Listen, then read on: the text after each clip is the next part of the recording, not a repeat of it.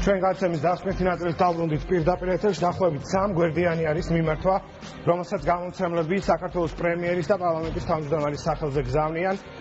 ისინი გამოხატავენ პროტესტს და კონკრეტული მიზეზი, თუ რა გახდა ამის საფუძველი და რეალურად არსებობს თუ არა გამოსავალი, რომ პრობლემის წინაშე არ აღმოჩნდნენ გამომცემლები. ჩვენი სტუდიის სტუმარი თამარ ლებანიძე ისაუბრებს, რომელიც რამდენიმე წამში შემოგვიერთება პირდაპირ ეთერში. დღეს სწორედ თამარ ლებანიძის თავისუფალი სივრცე გელოდებათ, რომლისთვისაც დაახლოებით გვაქვს 20 წუთი. წიგნის საერთაშორისო დღეს, თუ თქვათ 2 წლის წინ მაღაზიების ნაწილი დახურვით გამოხატავდა პროტესტს პრობლემებთან დაკავშირებით, ამჯერად გვაქვს უკვე საჯარო მიმართვა. მადლობა რომ მოგვიყვებით.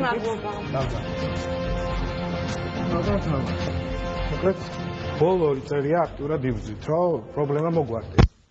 და ხელისუფლება მოისმინოს თქვენი წინადადება, თუ რა გაწუხებთ, რა პრობლემები გაქვთ და რა სირთულეების წინაშე შეიძლება აღმოჩნდნენ და უკვე აღმოჩნდა ალბათ ბევრი გამომცემელი საქართველოში.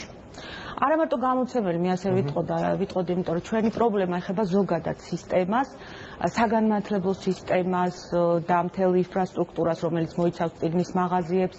რა თქმა უნდა, ეს ეხება ავტორებს, თარგმნელებს, რედაქტორებს და უამრავ ადამიანს, რომელიც ამ საქმეს კვალიფიციურად ემსახურება. შესაბამისად, ჩემთვის გაუგებარია ეს იგნორირების პოლიტიკა ხელისუფლების მხრიდან, იმიტომ რომ ჩვენგან პრეტენზიების მოსმენა და რეკომენდაციების მოსმენა ამავდროულად იქნებოდა ძალიან გონივრული.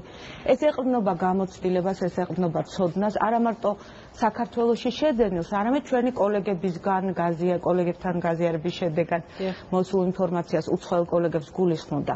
შესაბამისად, თუ კი ჩვენ გავითვალისწინებდით, თქვათ, სხვა ქვეყნების გამოცდილებას, პოზიტიურს, ნეგატიურს და გავაკეთებდით დასკვნას, ჩვენი ქვეყნისთვის ეს რა თქმა უნდა წაადგებოდა ყველას აბსოლუტურად. ყველა იქნებოდა მოგებული.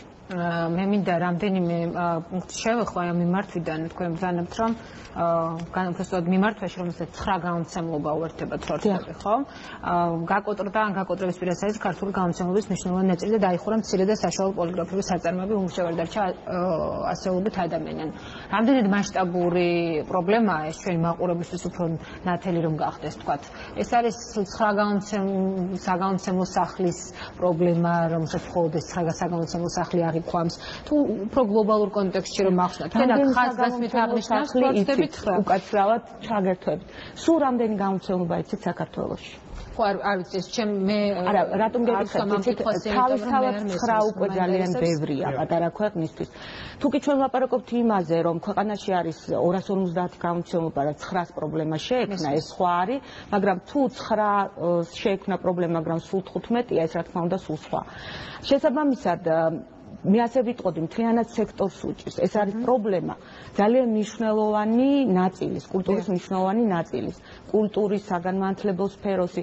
შესაბამისად, ამაზე ყურადღების არ მიქცევა მინიმუმ სიბრიყვია, მაქსიმუმ დანაშაული. თქვენ ბოდიში ირაკლი 2 წლის წინაც იყო პროტესტი, სწორედ წიგნის საერთაშორისო დღეს, ხო? ჩვენ გამშვების თავისუფალი სივრცის დასაწყისში აღნიშნეთ, მაშინ ნაწილი მაღაზიების დაიხურა პროტესტის ნიშნად. 2 წელი გავიდა, ახლა უკვე გიწევთ თქვათ საჯარო მიმართვის გავრცელება. ამ 2 წლის განმავლობაში, თუნდაც ამ 2 კონკრეტული წლის განმავლობაში, არანაირი კომუნიკაცია არ ყოფილა, არანაირი სურვილი თქვათ მთავრობის მხრიდან, რომ რაიმე ფორმით მოესმინათ თქვენთვის, თქვენი პრობლემებისთვის.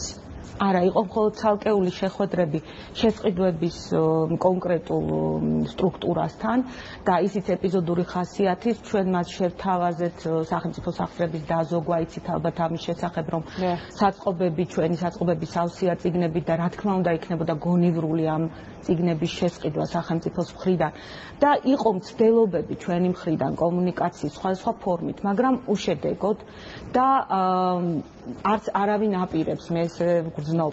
არადა მნიშვნელოვანი მომენტია, იმიტომ რომ ახლახან გამოქვეყნდა ეროვნული სასწავლო გეგმის მოდიფიცირებული ვარიანტი დაწყებითი საფეხურისთვის და ლოგიკური იქნებოდა ამის შემდგომ კონკურსის გამოცხადება, მაგრამ ჯერჯერობით ყველა ჩუმად არის კონკურსი გამოცხადდება თუ არა, ან და რა პირობებით გამოცხადდება, არადა ეს ძალიან მნიშვნელოვანია პროცესისთვის, ხო? ჩვენ ჯერ კიდევ არ ვიცით. ველოდებით კვლევის პროცესში მონაწილეობა შემოგთავაზეთ საქართველოს განათლებისა და მეცნიერების მინისტრმა. დიახ, ეფექტურად ჟღერს ალბათ ხომ ბაზრის კვლევის პროცესში მონაწილეობა. ძალიან მნიშვნელოვანია საზოგადოებამ იცოდეს რა შინაარსი იგულისხმება. როდესაც ლაპარაკია სახელმწიფოების ბეჭდვაზე, მე მინდა მაყურებელს კიდევ ერთხელ უთხრა, რომ გამომცემლობა არის აბსოლუტურად სხვა სტრუქტურა და სტამბა აბსოლუტურად სხვა. სტამბა ეს არის წარმოება, გამომცემლობა ქმნის წიგნს, როგორც ასეც, მთელი თავისი ტექსტით, ილუსტრაციებით, დიზაინით, ასე შემდეგ, ასე შემდეგ.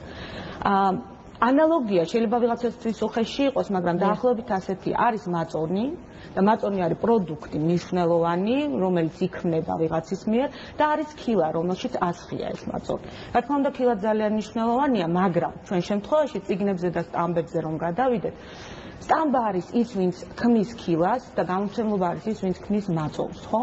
და შესაბამისად, მთავარი აი ამ ყველაფერში, პროდუქტში, საბოლოო პროდუქტში არის, რა თქმა უნდა, გამომცემლობა. ეს აბსოლუტურად ერთმანეთისგან დამოუკიდებელი ბიზნესია. სხვადასხვა სფერო, რადიკალურად სხვადასხვა. როცა წიგნების ბეჭდვაზეა ლაპარაკი, უნდა გავითვალისწინოთ, რომ გამომცემლობების დიდ ნაწილს სტამბა საერთოდ არ აქვს, ან და მცირე სიმძლავრის სტამბები აქვს. შესაბამისად, როდესაც ბაზრის კვლევაში მონაწილეობას თავაზობენ, გულისხმობენ ძირითადად ამას, რა შევთავაზებთ ბეჭდვის თვალსაზრისით, მხოლოდ და მხოლოდ ბეჭდვის თვალსაზრისით.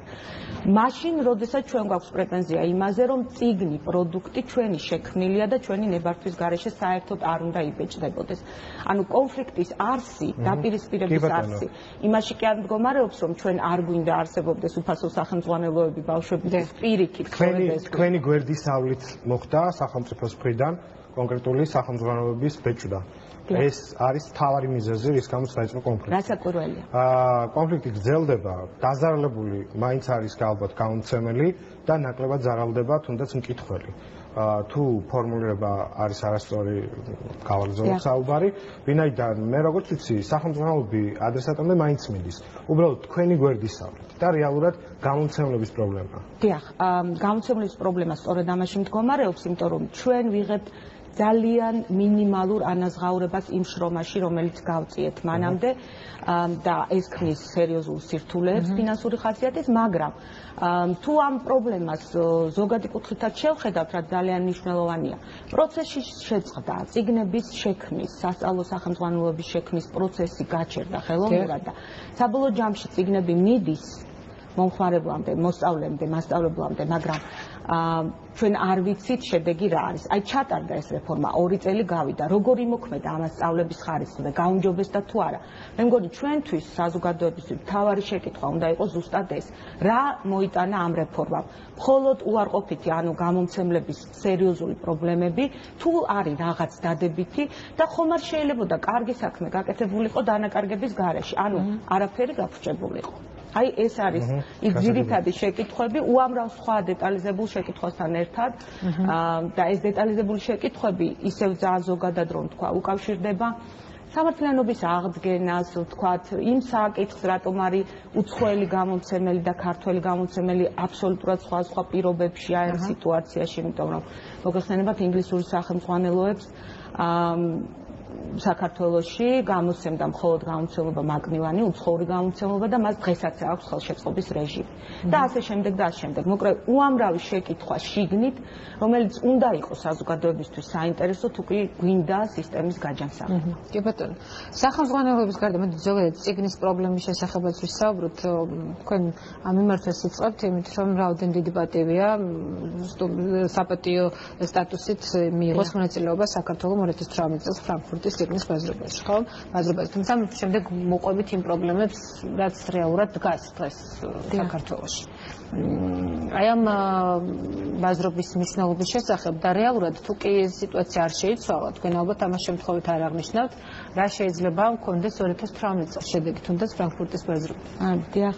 ფრანკფურტის წიგნის ბაზრობა და 2018 წელს ჩვენი საპატიო სტუმრის სტატუსი გახლავთ, ну აი მაგალითად სოფლიო ჩემპიონატის ფინალში საქართველოს ნაკრების მონაწილეობა. და ახლავთ ეს მნიშვნელობის მოვლენაა ქართველი გამომცემლებისთვის და ზოგადად ქვეყნისთვის, იმიტომ რომ ამ დროს ევროპის შუაგულში, ასე ვთქვათ, ჩვენ გვექნება მთელი წლის განმავლობაში საშუალება ჩვენს კულტურაზე ლაპარაკის, ჩვენს ისტორიაზე, ხელოვნებაზე და ასე შემდეგ და ასე შემდეგ. ეს არის უნიკალური შანსი, ასე ვთქვათ. შანსი, რომელიც რა თქმა უნდა ვალდებულები ვართ სწორად გამოვიყენოთ, იმიტომ რომ ეს ხდება უკიდურესად იშვიათად. თქვენ ხართ ვალდებული, მაგრამ საინტერესოა მთავრობა იღებს თუ არა ამ ვალდებულებას, პასუხისმგებლობას. ამ მიმართულებით მაინც იყო თუ არა საუბარი, რომ 2018 წელს ამ ფესტივალზე ჩვენ წარმოადგენთ სათანადოდ ჩვენი ქვეყანა, იმიტომ რომ როგორც სავიზიტო ბარათი შეიძლება იყოს ეს. კი, რა თქმა უნდა. მე ზუსტად ვალდებულები ვართ მეთქი. პირველი პირის ბრალობაში რომ ვაპარაკობდი, გულისხმობდი საკუთარ თავს როგორც რიგით მოქალაქეს ამ ქვეყნის პატარა ნაწილს. მე ეჭვება რომ კარგად გქონდეს გაცნობიერებული ქართული სახელმწიფოს დღევანდელ ჩინოვნიკებს ამ მოვლენის მნიშვნელობა და შესაბამისად მუშაობდნენ ისინი ვთქვათ სიგნის პოლიტიკის შემუშავებაზე ქვეყანაში. ეს ძალიან მნიშვნელოვანი ფაქტორია. მე მინდა გითხრათ ერთი ფაქტის შესახებ, დაახლოებით 1 წლის წინ კოლეგებმა შევიმუშავეთ რეკომენდაციები, რომელიც ასევე ითვალისწინებს საერთაშორისო დადებით გამოცდილებას ამ სფეროში. დაახლოებით 10-12 ძირითადი პუნქტი იყო, რომელიც შევათანხმეთ ახალგაზრდა იურისტთა ასოციაციასთან, ახალგაზრდა ეკონომისტთა ასოციაციასთან, გადავგზავნეთ ბიზნეს ომბუდსმენს, გადავგზავნეთ პარლამენტის თავმჯდომარეს, მაგრამ შედეგი ამას არანაირი არ მოყვა, საერთოდ არანაირი. არა და ის ინიციატივები, რომელიც ჩვენ გქონდა, ჩამოაყალიბებდა სახელმწიფოს როლს წიგნის პოლიტიკის თვალსაზრისით, გამოკვეთდა რიგ საკითხებს და იქნებოდა გამომცემლებისთვის პრინციპული მნიშვნელოვანი განვითარების თვალსაზრისით. აი ასეთ სიტუაციაში რა თქმა უნდა ძალიან ძნელია 2018 წლამდე მივახციოთ ღირსეულად და ჩვენი იქ ჩასვლა იყოს საინტერესო ევროპისთვის, იმიტომ რომ სუსტი გამომცემლები სამწუხაროდ ნიშნავს სუსტ გზავნილს, სუსტ მესიჯს, ასე ვთქვათ და შესაბამისად ეს ყველაფერი შეიძლება მოხდეს, შეიძლება არ მოხდეს სამწუხაროდ, მაგრამ თუ კი მოხდება, ჩაივლის აბსოლუტურად უღიმღამოდ. თუ ჩვენ მხოლოდ ის გვინდა, რომ იქ ეს მოხდეს, მაშინ რა თქმა უნდა სხვა საკითხია და თუ ჩვენ გვინდა, რომ ეს ყველაფერი მოხდეს ღირსეულად, საინტერესოდ და მნიშვნელოვნად, მაშინ ზრუნვა უნდა იყოს მრავალი სხვადასხვა. მაინც უნდა გკითხოთ გუშინდელ ინციდენტთან დაკავშირებით, ვაკეში თქვენ არ მოგეცათ პროტესტის იმ ფორმის გამოხატვა, რომელიც ჰქონდათ დაგეგმილი, წაკითხათ განცხადება, რომელიც უნდა მისულიყო შესაბამის უწყებებამდე. იქ იყო ქალაქის მერის მოსული, ცოტა მოგვიანებით როგორც მახსოვს გააკეთა კომენტარი, რომ ყველა თანაბარ პირობებში უნდა იყოს. ბაზრის მონოპოლიზება ხდება თუ არ ხდება დღეს? ბაზრის მონოპოლიზება თქვენ თუ გულისხმობთ სტამბებს, რომლებიც ბეჭდავენ ამ წიგნებს, რა თქმა უნდა არის ამის ნიშნები, იმიტომ რომ დღემდე ტენდერი არ ჩატარებულა და ეს ყველაფერი ძალიან შემაშფოთებელია. თუ გულისხმობთ გამომცემლობებს, ჩვენთან მონოპოლიზაციაზე რეალურად არც არის ლაპარაკი, იმიტომ რომ საკმაოდ დასუსტებულები ვართ შევსწრებული. გადავიდა სახელმწიფოს ხელში. სახელმწიფოები კი, მაგრამ სხვა სეგმენტებში ახალი წიგნების გამოცემა შესუსტებულია. დაძაბული ვითარება, აიხურება წიგნის მაღაზიები, ეს არის რეალობა, რომელსაც თვალი უნდა გავუსწოროთ და რაღაცნაირად გამოვასწოროთ ყველამ ერთად. იმიტომ რომ საგამომცემლო საქმე ზოგადად მრავალთვიანი და ზოგჯერ მრავალწლიანი პროცესია. ჩვენ ყიდულობთ საავტორო უფლებას, ამას სჭირდება ბევრი დრო, წიგნი ითარგმნება, რედაქტირდება, ილუსტრირდება, გამოიცემა და შესაბამისად ის პროექტები, რომლებიც იწყება დღეს, შეიძლება დამთავრდეს რამდენიმე წლის შემდეგ. ამ თვალსაზრისით ჩვენ ინერციით ვაგრძელებთ არსებობას და იმ ვალდებულებების შესრულებას, რაც გვაქვს. მაგრამ აი დიოგენეს მაგალითზე შემიძლია გითხრათ, რომ ჩვენ მკვეთრად შევამცირეთ ახალი წიგნების რაოდენობა, ვყიდით ჩვენს ოფისს და წიგნის მაღაზიას, რომელიც მდებარეობს სპორტის სასახლესთან და რომელიც ნათელი წერტილი არის ჯერ კიდევ თბილისის რუკაზე, მაგრამ ხვალ შეიძლება აღარ იყოს. დღესაც იყვნენ მაკლერები პოტენციურ მყიდველებთან ერთად მოსული და მე არ ვიცი რა იქნება ხვალ. ეს ყველაფერი იმიტომ რომ ეს საგამომცემლოს შორის არის ერთ-ერთი პრობლემა და იგივე პრობლემის წინაშე დგას დანარჩენი 8-ს. საბედნიეროდ ყველა არ დგას ასეთი სიმძაფრით, ასეთი მძაფრი პრობლემების წინაშე, მაგრამ ყველას მეტნაკლებად შეუმცირდა საქმიანობის არეალი. პლუს არის ბევრი სხვა პრობლემა დაწყებული არალეგალური გამოცემებით და ესეც აბსოლუტურად რეაგირების გარეშეა სახელმწიფოს მხრიდან. ამ მიმართულებით კონტროლის არანაირი მექანიზმი არ არის. აბსოლუტურად არანაირი მექანიზმი. არადა არსებობს გამოცდილება და ოდნავადაც კი სახელმწიფოს მხრიდან მონდომება ნება საკმარისია იმისათვის, რომ წესრიგი დამყარდეს. კიდევ სხვა უამრავი პრობლემაა და მე სულ ვამბობ, რომ გვმართებს რაღაცნაირად აი ამ კეთილისა და ბოროტის გამიჩნდა, რა არის კარგი, რა წაადგება და რას უშლის ხელს განვითარებას. აი ამაზე მსჯელობა, ამის ჩამოყალიბება პრიორიტეტების სახით და შემდეგ უკვე განხორციელება. და კიდევ ერთი ციგნიერების დონის კვლევა მახსოვს მე ერთ-ერთი ბოლო თორემ მაშინ არ ქონდა სახარბიელო შედეგი. ზოგადად ამ მიმართულებით რა ინფორმაცია გაქვთ თქვენ? რამდენად ახლა ჩვენ საუბრობთ პრობლემებზე გამოცემლების, თქვა ციგნის რა პრობლემების და გამოწვევების დგას, თუმცა როგორია მოთხოვნა ამ ყველაფერზე, ხო?